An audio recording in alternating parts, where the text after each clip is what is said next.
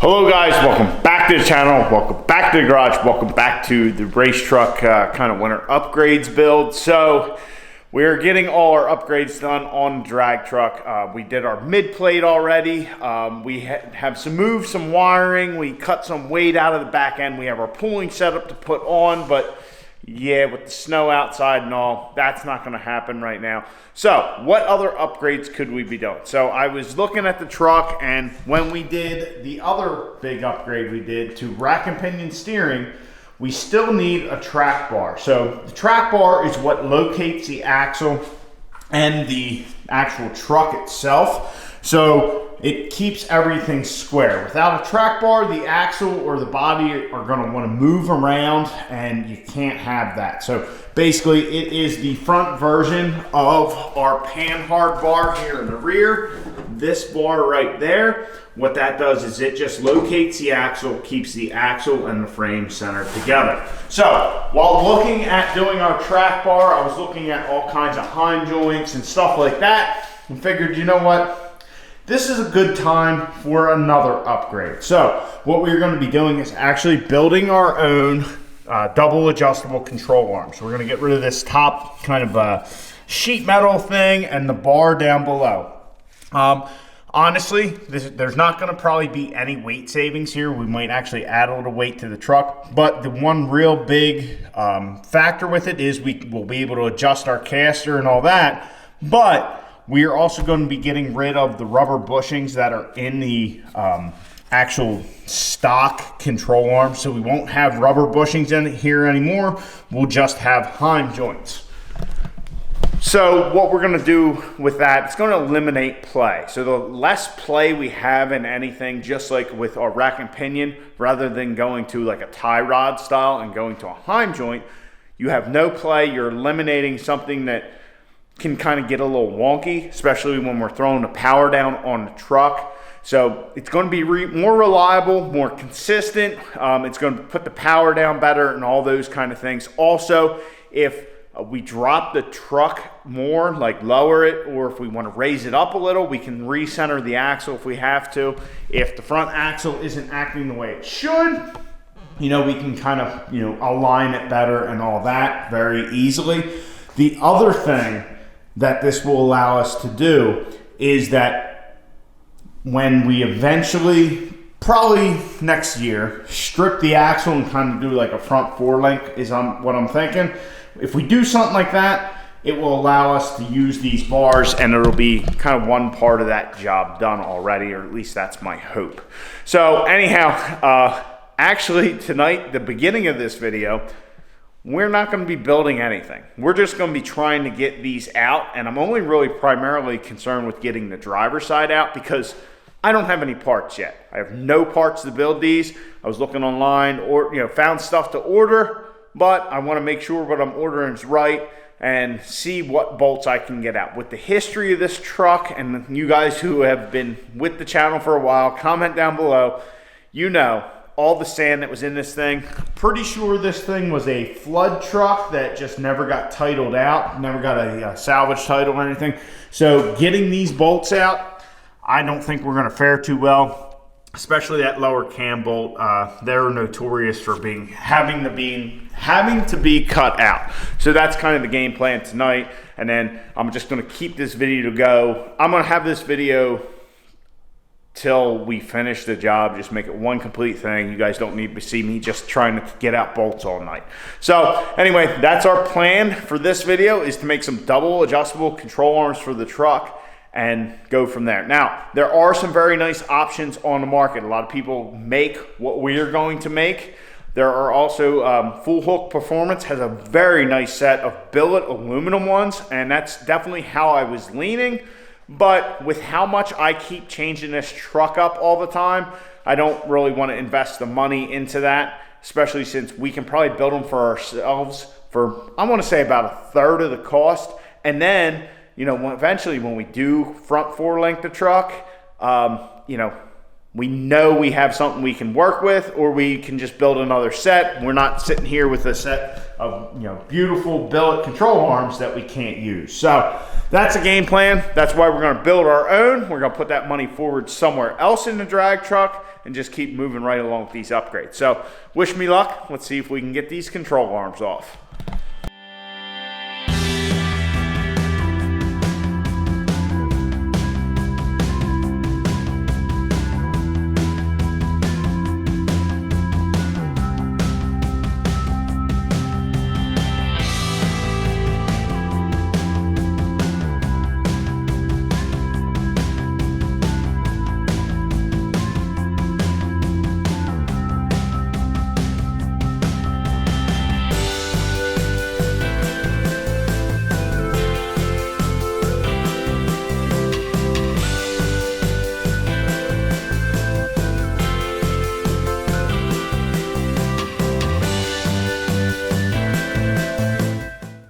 Following Thursday.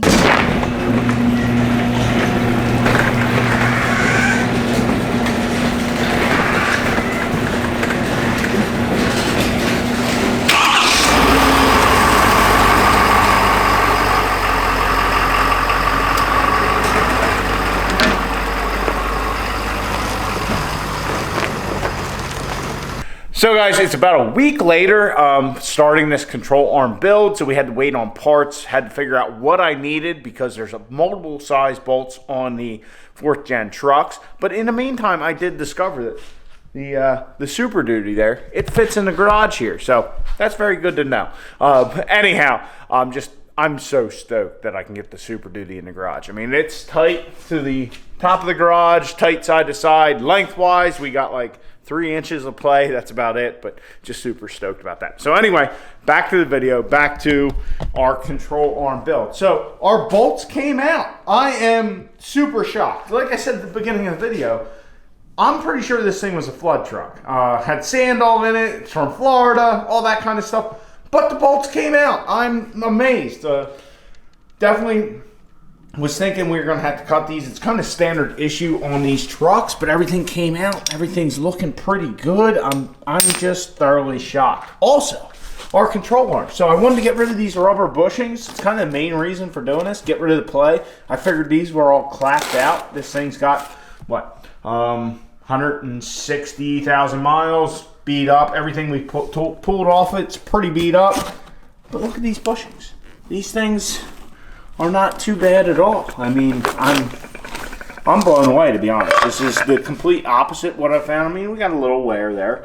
Not much, but yeah, these aren't in that bad a shape. Anyway, we're not going to have to deal with those rubber bushings anymore because we have hind joints. We have hind joints on hind joints on hind joints. So we have hind joints with thread adapters, misalignment spacers, all that kind of stuff. All this came from Barnes 4-wheel drive.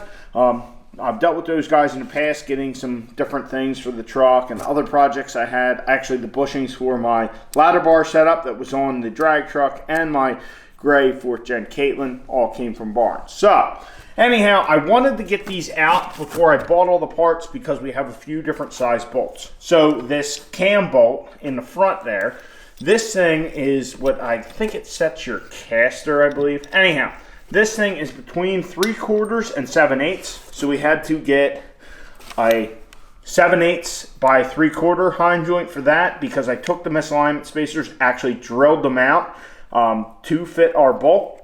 They didn't make the size I needed, so, well, we had to adapt. Anyhow, we moved from that. We also have the other, I believe this is, yeah, it's the other lower control arm bolt.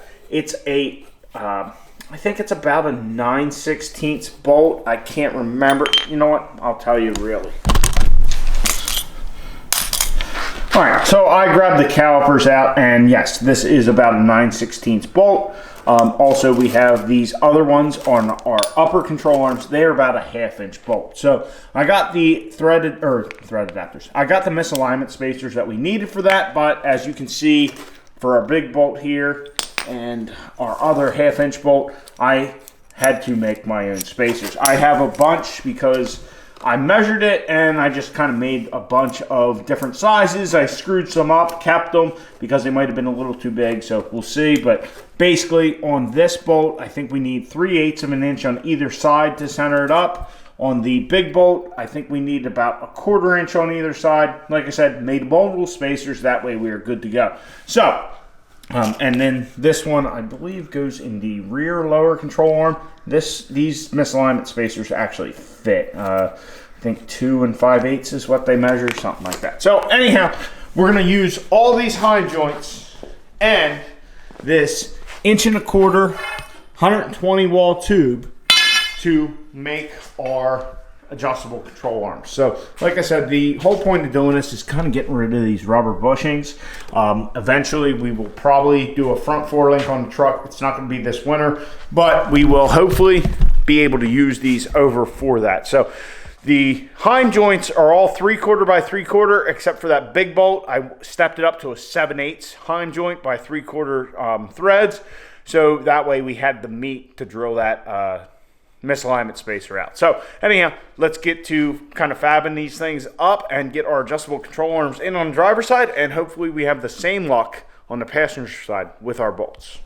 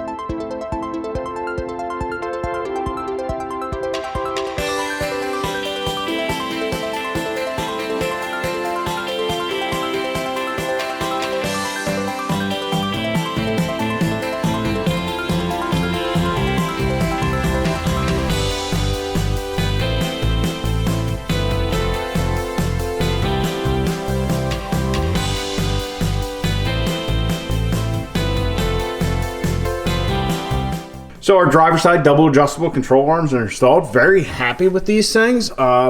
Looking good.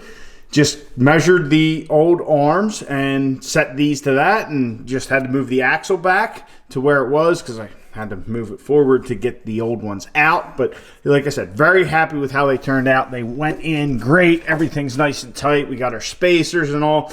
Very happy with the results. Now we just need to put on the other wheel and push the truck over so that way we can work on the passenger side. So we'll get the passenger side installed, see if there's, well, actually these weren't bad, but see if they were bad. But anyway, we'll put our other control arms in and we will be good to go. Like I said, very happy with how this turned out.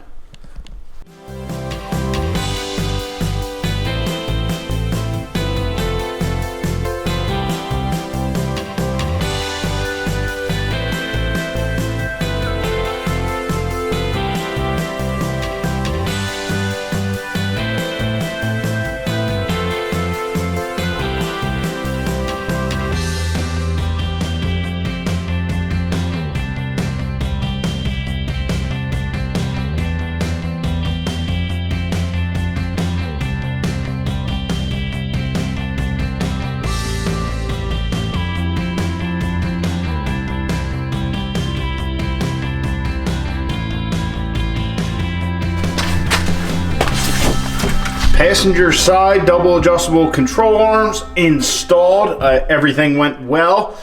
Got our stock bolts out. Once again, I am amazingly surprised about that, but definitely definitely looks the part, looks good. It's going to function well. It's going to take a little slop out of it. Very happy with that. All we got to do is slap the wheel on and we are good to go. So we got our factory ones out. Here on the passenger side, they're not terrible. They're not god awful. I was expecting way worse.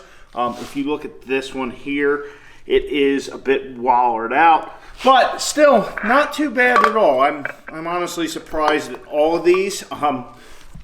Amazingly surprised all the bolts came out. Normally that front one, that clocking one, if you will, for your caster, I think it is. That one normally you got to cut, but we didn't. I'm just surprised with the condition of this truck in the past. From what we've seen with the sand and all, I thought for sure we were going to have to cut those out. So everything went perfectly well. And as you can see, we have the bathroom scale. I actually weighed a set of the factory arms and a set of the arms that we made, and we lost 3 pounds on one side. So we lost 6 pounds total. The factory ones weigh 10, ours weigh 7, so we lost 6 pounds out of the front end of the truck, which is a plus. Plus we got any slop that is in the steering, in the front axle from those bushings, that's out of there. Also, if we want to center the axle, we want to adjust our pinion angle, any of that kind of stuff we can. I set the heim joints at about a 1/4 inch out, so we have some adjustability either way. So guys, this project was very easy to do. Like I said, I'm shocked the bolts didn't have to get cut out. If you're going to do this on your truck, just assume you're going to have to cut those out. But rather than buying double adjustable control arms from somebody, unless you're going to get the full hook, like aluminum ones that just look mint and you know all that. But if you're going to get something like this that's welded up and all that, and you can weld, do it yourself. I think I have a little bit over $300 into the heim joints and the tube, and I actually have heim joints and tube for our track bar, which we're going to do next. So that way, that'll finish up the whole front steering thing with the rack and pinion. But anyhow, so like $300 into this, so why pay double that, if not more, to do this? If you can weld or you know somebody who can, it's very simple. Get yourself some tube. Like I said, I used 1 1/4 120 wall. If you think that's too small for you, you can get 1 1/2 1/4 inch wall, and then you can find tube end adapters from multiple places. I got these from Barnes 4-wheel drive because I wanted, if you guys can see, there's a hex on there. So there's a hex on the tube, so if we have to adjust it or whatever, I can just put a wrench right there. And that's what I wanted. But you can find ones that are cones, so it looks a little better and all that. But definitely something you can tackle yourself if you have the ability to weld. Like I said, you measure the stock ones, set them at that, figure out how much heim joint, thread engagement you want sticking out, and weld them up. It's not rocket science, fairly easy to do. So I definitely trust you guys I think you guys should try and do that yourself if that's what you want. Now those full hook ones, full hook performance, those aluminum ones, they just look awesome. But if we ever switch this over to a front 4-link and these bars are too short or whatever, we're going to have to get new ones anyway, so that's why we didn't go that route. Those would probably be even lighter. So anyway, guys, I hope you enjoyed. We got our double adjustable control arms installed in the front. Lost a little weight. Very happy with how everything worked out. Just another winter project knocked out. Didn't take a whole lot of time. The biggest problem was just waiting on parts and all that. Like I said, on the 4th gens, you got 3 different bolt sizes. So make sure you get the appropriate hardware or heim joint adapters that you need. So, and we have the misalignment spacers. The rear bottom, use the long misalignment spacers from Barnes 4-wheel drive. They fit perfectly. I think 2 5/8 is what they measure. And then on the other ones, the top control arm, I used 1/4 inch spacers that I made, 2 of them on either side to center the bar. And then on the front big one, that little cam nut, I used 2 3/8, I believe it is, 2 3/8 spacers. So anyway, that's control arms. That's a double adjustable control arm. So I'm sorry, I'm kind of rambling. I am a bit distracted because we got some backstrap and some tenderloin cooking up here on the little charcoal grill. So getting ready to cook those. So Yeah, it's dinner time. Anyway, guys, I'm rambling. I know. I hope you guys enjoyed. Please like the video, subscribe to the channel. I'll check you guys on the next one. Get out in your garage, get the wrench on your truck.